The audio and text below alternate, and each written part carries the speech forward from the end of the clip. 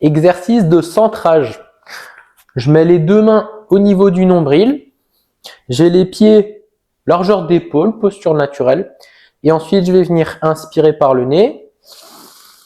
Et ensuite, il y a une main qui va se déplacer. Donc, il y a une main qui reste sur le nombril et l'autre main se déplace. Quand je me déplace, je vais chercher épaule opposée, coude, poignet. Je reviens vers le nombril. Et ensuite, je fais la même chose, mais avec l'autre bras.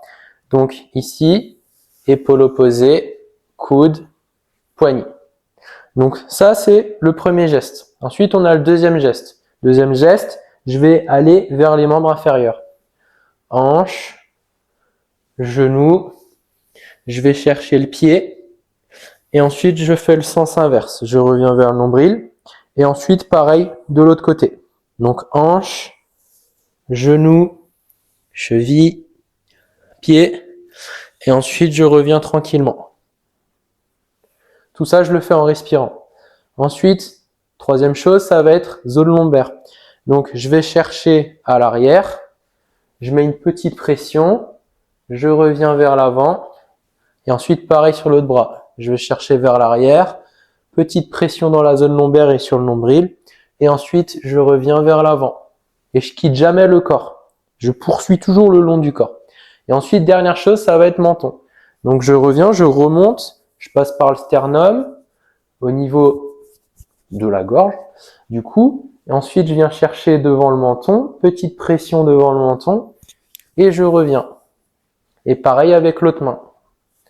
Donc je remonte, menton, je redescends et je reviens au niveau du nombril. Donc ça, c'est les différentes trajectoires. Et de cette manière-là, on fait l'ensemble du corps. Il faut vraiment que tu aies l'intention de vouloir reconnecter vers le centre. Donc pense toujours à ça. Tu respires profondément. Donc j'inspire par le nez.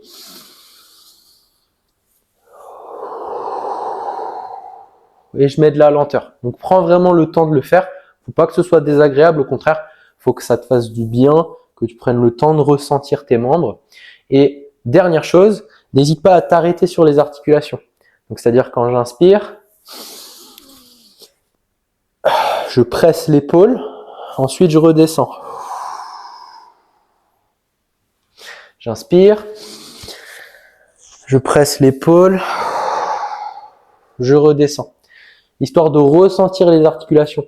Laisser le temps au cerveau qui puisse capter l'information et du coup transférer l'information ensuite entre cerveau et corps et entre corps et cerveau. Et dernière chose, généralement je mets des spécificités dans les consignes de l'exercice. Donc imaginons, tu as une blessure à la cheville, je vais te demander d'un peu plus t'attarder sur la cheville. Donc là où tu as ta problématique, si tu as eu d'anciennes blessures, si tu as des zones à sécuriser, n'hésite pas à t'attarder un petit peu plus que les autres articulations. Donc par exemple cheville, je descends sur la cheville et je peux rester quelques secondes de plus. Vraiment pour la ressentir, faire 2-3 pressions et ensuite je reviens. Donc passer un petit peu plus de temps que les autres articulations.